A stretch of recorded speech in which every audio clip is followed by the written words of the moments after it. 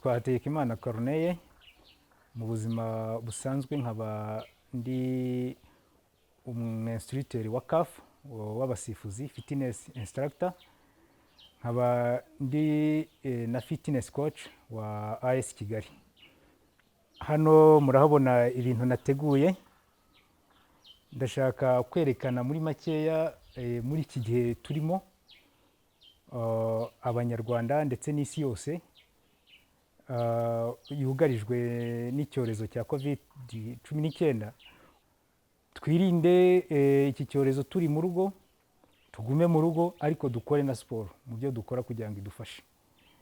Rero mu byo nateguye ndashaka uno munsi ko twarebera hamwe kuri specificité za football. Ibyo football isaba akenshi, ndavuga ku musifuzi, ndavuga no ku mukinnyi. Umukinnyi wa football nta kintu ahagaze akora muvoma. Hari igihe bimusaba kwakserera, hari igihe bimusaba kudeserera, hari igihe bimusaba guhindura icyerekezo, hari igihe bimusaba kujya muri duel cyagiye basunikana. Rero kugira ngo umukinnyi izo muvoma abashe kuzikora neza, nuko umubiri we aba yarawubatse, ibyo twita bodybuilding na stabilisation y'umubiri. Uvuga ngo iyo umubiri utari stabilize neza, muvoma azakora ntazayikora kuri max, ntazayikora muvoma ku buryo nimba ari shooting agiye gukora muri football, uzasanga ahakora shooting nk'iy'abana kandi ubona ari umugabo. Nimba agiye gukora detente ngo asimbuke, ntazasimbuka nk'umufootballer, uzasanga nta detente afite. Ushobora kuko niho hantu muzasanga umuntu mugufi arusha umuremure detente, nuko ibyo byose nta stabilité umubiri ufite. Rero nizo exercice nagira ngo turebeho mu mwanya mutoya. Ibi bikoresho biri hano, iyi ngiyi bayita reda mu cyongereza cyangwa échelle mu gifaransa. Kinyarwanda ubwo sinzi nimba navuga ikibariko kera twakinaga turi abana, ariko iyi ngiyi ifasha umukinnyi guperforminga muri coordination. Coordination ni uburyo amaguru n'amaboko ajyana kandi bikagufasha kwexecta muvoma ku buryo bwihuse. Ariko dukoresheje uburyo bwacu bwa gihanga, dufite ikibariko twakoraga kera hano. Hano murabona nakoresheje ikara. Ntukeneye iri esheri, kandi nimba ufite ahantu urugo rurimo amakaro mu nzu cyangwa ku ibaraza, ibi ni ikara nashushanyije hano. Ntibizagusaba ibintu byinshi. Ahari isima kandi hasimanse gutya, ufashe ikara cyangwa ingwa uzakora esheri yawe bigufasha. Murabona udafite iyi kone waca akaziga, kandi n'ubundi byo wakora kuri kone wabikora kuri aka kaziga. Mbere yuko rero dutangira, buri activité yose ya siporo dukora ibanzirizwa n'icyo bita eshofoma cyangwa warm up, kwishyushya. Ni ukuvuga ngo ngiye gufata iminota nka 15 nkoremo ama exercice hano, ariko atuma nza kugera kuri ya agility nashatse kuvuga na coordination. Ariko ushobora no kubikorana byose hano. Ushobora gukora warm up cyangwa kwishyushya uri hamwe umeze nk'uri kwirukanka. Ubu ngubu ndimo ndakora warm up. Ushobora gukora warm up nirukanka. Ubu ngubu ndimo ndakora, natangiye warm up. Ibi ngibi nabikora byibuze hagati y'iminota 3 n'5. Rero iyo minota 3 n'5, hagati y'3 n'5 iyo mbirangije, mba ndi kugira ngo prepare umubiri kuri effort y'ubukoreho. Ntangira noneho kwinjira mu byo bita activation des articulations cyangwa gukoresha amahuriro y'amavi. Uvuga ngo rero izo za articulation dufite urutugu, dufite hanche, dufite ivi tukajya hano na cheville. Dushobora gutangirira hasi cyangwa tugatangira hejuru. Twatangire hejuru,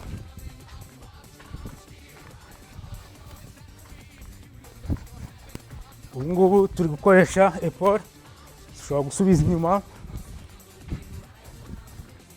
noneho tukajya ku ruhande.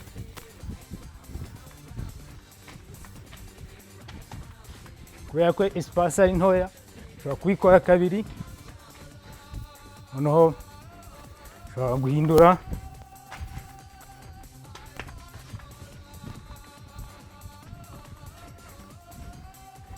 ubwo tugahindura tutangira hasi taro fesi. Iyi nayo iri muri coordination, ukabigendanisha n'amaboko.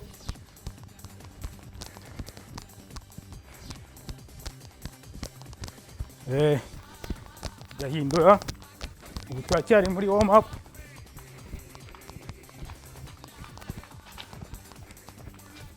Kugira ngo exercice za activation ya articulation nyinshi nzinyuremo, gukora iyi kugenda backward, then izi ni zimwe muri exercice za activation y'amarticulation. Izi ngizi rero iyo tuzirangije ubwo tubikora nk'iminota 5 cyangwa 6, tujya mu byo bita dynamic stretching. Hari iyo bita stretching passive cyangwa wicaye, static stretching na active stretching uyikora ugenda cyangwa uri muri muvumo. Tugiye gutangira stretching, izi turacyari muri warm up.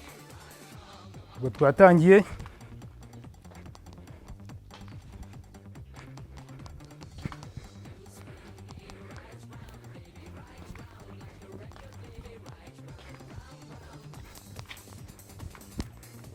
ibi kugira ngo uze gushyuha neza, ushobora kwirukankwatseraho gakeya, noneho nkaza. Iyi ni dynamic stretching.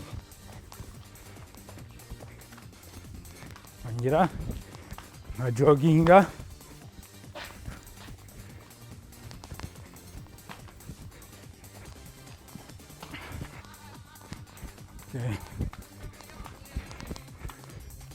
ngahindura akoresha hanshi. Uretse ko mu byo tugomba gutegura n'amarticulation yose, then openinga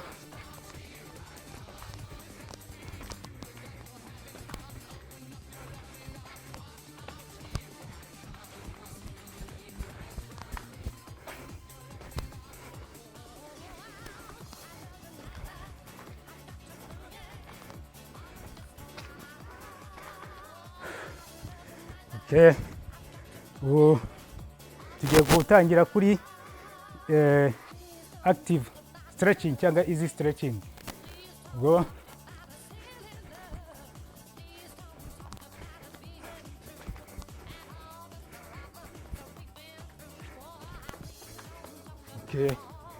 joginga,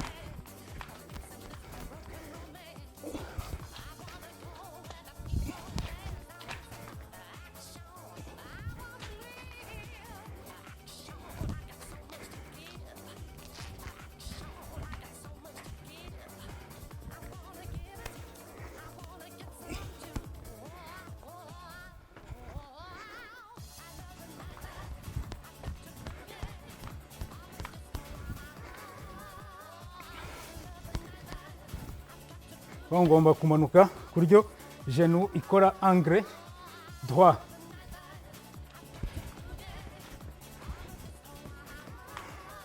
Tukakora side,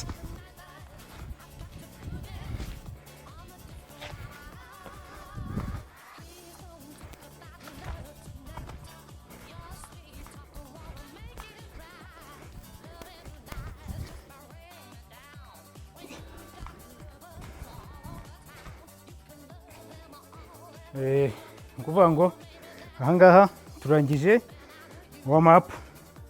Hari ikintu abasportifu bibagirwa, amazi. Ufite amazi ugafataho une petite goutte,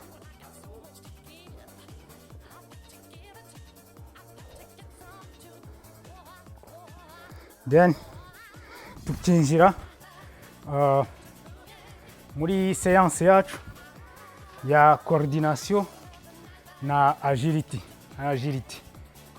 Agilité ni uburyo umukinnyi cyangwa undi wese ahindura icyerekezo kandi mu mwanya mutoya wose ushoboka.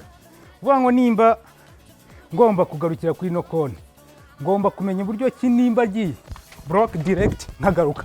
Izi muvoma, iyi nibyo bita agilité. Tugiye kubanza dukora ama exercice make ya coordination, amenshi barayazi, ariko icyo nashakaga ni ukwerekana ko kugira ngo dukore échelle byoroshye turi mu rugo, nicyo nashakaga. Rero tabanza lower knee tunyuramo hano,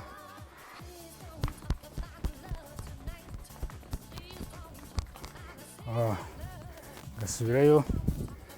Noneho dushobora gukora lower knee laterally cyangwa side,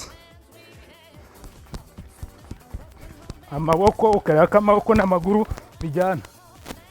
Iyi ngiyi ushobora kuyikora mu buryo bubiri, ku buryo ugakoreshamo amapui. Niyo ngiye kubereka.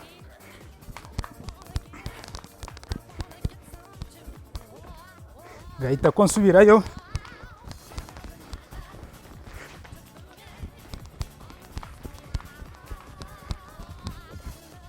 ukamasha. Iyi nayo irafasha cyane kuko ni hahandi navuze umukinnyi akenera blocage, arirukanka kubloka akagaruka agataninga. Ni nyinshi umuntu akoramo, ushobora kwinjiramo asohoka,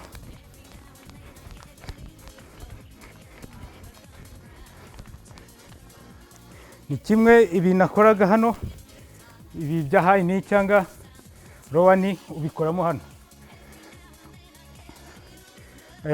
Buri exercise ushobora kuyikoramo kabiri bitewe n'igihe wihaye gukora. Ahangaha ushobora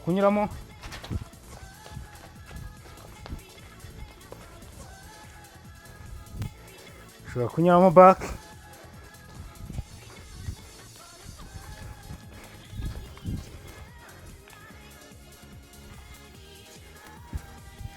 ibi ngibi ushobora kubikoresha muri acceleration ariko ni ntoya. Ushobora kuza high knee block direct accelerate, ushobora kubikora lateral high knee block direct nkagaruka. Rero aha naho ni ibindi wakoramo. Hano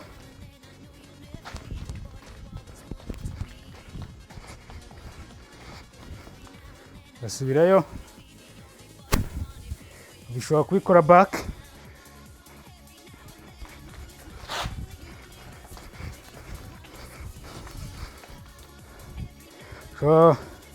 gukora in out,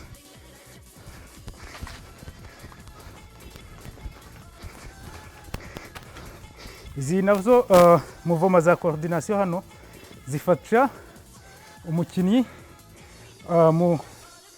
mu gutegura ama acceleration ye ari rapide.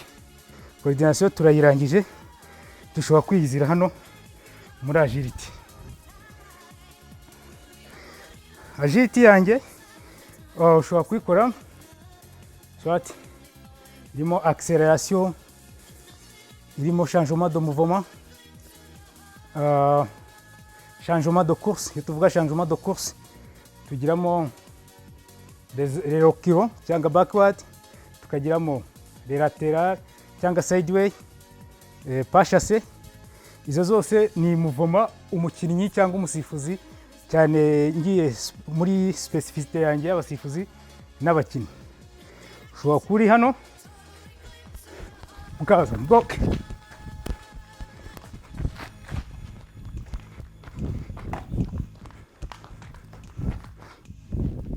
iyi ni bimwe ushobora gukora. Ikindi ushobora gufata utwenda cyangwa impapuro zitandukanye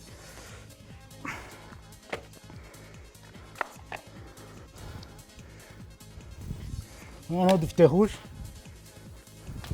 jaune na blanc. Ya exercice twakoze hano iyi ya mbere yo ukaza block,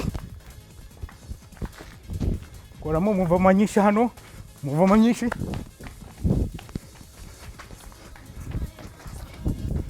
Iyi ngiyi uyikora umunota ukaruhuka umunota.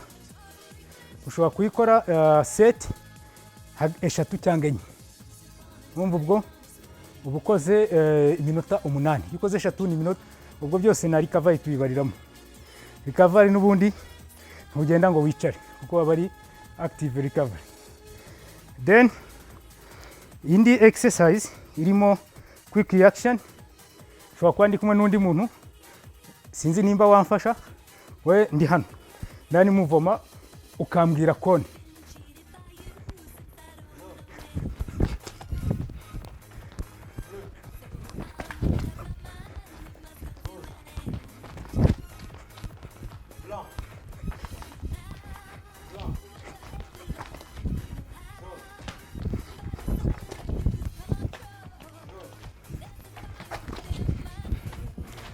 Okay, iyi nayo ushobora kuyikora entre 30 minutes 30 secondes et 1 minute. Hagati y'amasegonda 30 uvuga ngo ugomba gushyira kuri chrono. Amasegonda 30 n'umunota ukaruhuka nabwo umunota. Ikiza cy'iyi ngiyi igufasha gutravaya les appuis. Nuvuga ngo nimba ngiye nka bloka, mpita ko ngaruka direct. Nimba nje nka bloka, nuvuga ngo amaguru yose ndimo ndayakoresha. Iyi ni kifasha. Indi dushobora gukoresha kandi turi hano, ushobora kwakserera nkaza backward, nkagenda hano sideway, akserera, nkakora diagonal, nkaza backward. Ushobora kuza nakserera nkagera hano, changing direction, nkaza hano. Iyi nayo indi exercise tuko mujya mubibona ku musifuzi. Musifuzi umupira ashobora gukora counter attack, hari yagiyeyo yajya kugera kuri jaune, ni umupira uri bakawugara kuri blanc. Uvuga ngo nimba hari umusifuzi yagiye block direct. Rero namwe mu ma exercice ya reaction yabafasha kubasista na faniyo ye agahindura assista accélération.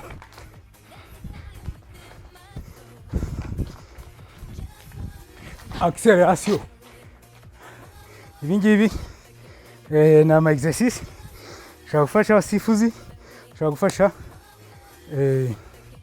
n'abasista. Ibi rero ushobora kubikora hagati ya 10 minutes na 15 minutes. Izi exercice ni nyinshi, ariko iyo uzikoze ushobora gukora repetition hagati y'10 na 20, ugakora amaseri 3 cyangwa 4. Uvuga ngo iyi tugiye kubanzirizaho ni fante. 1 2 straight, 3 4 5 6 7 8 9 10. Ushobora gukomeza kugera kuri 20 ukarikavaringa. Uvuga ngo recovery iba 20 seconds. Ushobora noneho hari n'indi iri lateral ushobora gukora 1 2 3 4 kugera kuri 20 ukarivaringa. Then hari squat, hari static squat nayo iyi 1 2 3 kugenda kuri 20 ukaruhuka amasegonda. Hari dynamic squat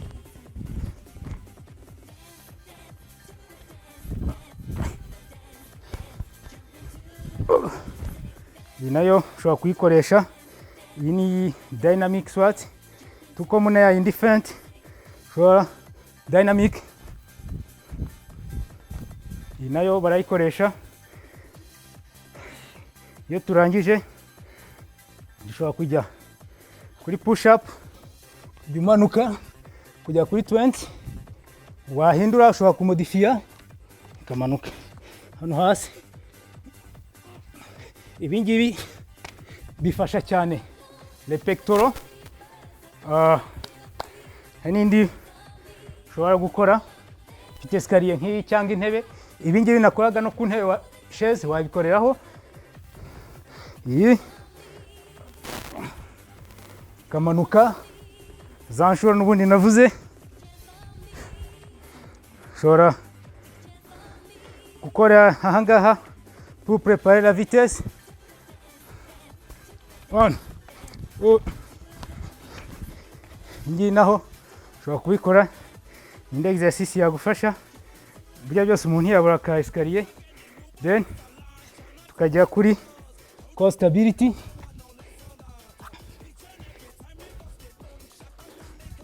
Aha ngaha uvuga ngo hano bigomba kujya byibuze ugomba gukora munsi y'amasegonda 30. Uvuga ngo twagiye iyi iri statique,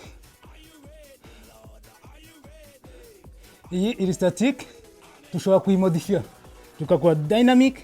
Ukora gutya ushobora kuyimodifiya ujyana akaguru ku ruhande, ushobora kuyimodifiya iyi ngiyi uzana akaguru hano ku ruhande.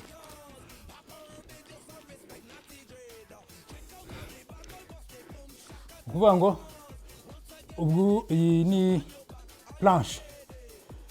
Dushobora gukora noneho lateral. Lateral iri statique ni iyi ngiyi, l'alignement du corps tout droit. Ntabwo ugomba kuzana umutwe imbere, l'alignement igomba kuba iri tout droit. Then hari iri dynamic up down, ukora inshuro 10 byibuze. Hari indi uzamura akaguru, hari indi ushobora gukora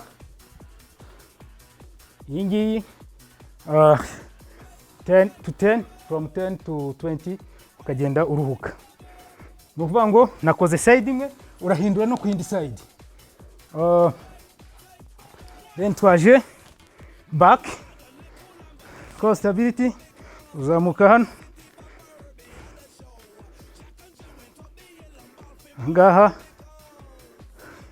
Modification yayo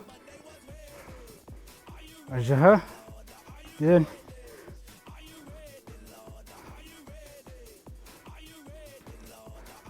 rangiza ushobora kuza hano. Ibi ni preparation ihagije ubukoze, ariko tukarangiza by stretching cyangwa ni cooling down. Ubundi cooling down uvuga ko ushobora gufata iminota 5 ujoginga, warangiza kujoginga ugakora icyo bita stretching static, iri static wicaye. Iyo urangije exercise stretching ugomba kuyikora wicaye. Rero iyo etape yo kujoginga twayikuyemo, reka dukore stretching kugira ngo turangize.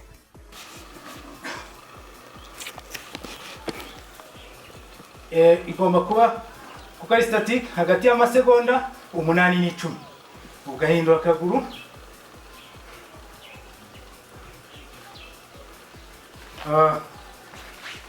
ushobora gukora iyi ngiyi, iyi nayo imwe muri stretching.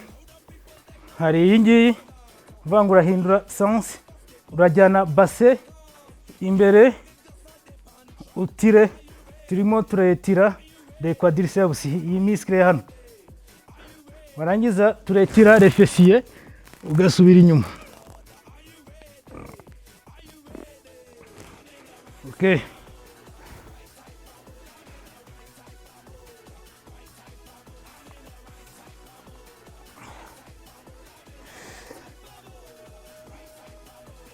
Hano turimo turetira ischio jambier, izi muscles za hano inyuma. Toujours les adducteurs, cyagiye twakoreshaga aha ngaha, ariko iyi muscle yose ntitwigiye tuyirambira, noneho akaguru kose ugakoresha n'akandi kaguru, ni ukuvuga ngo hose urahindura.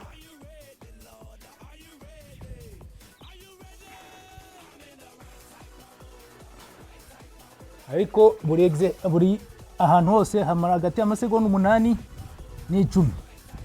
Then gahindura gazana n'inyuma kandi kaguru.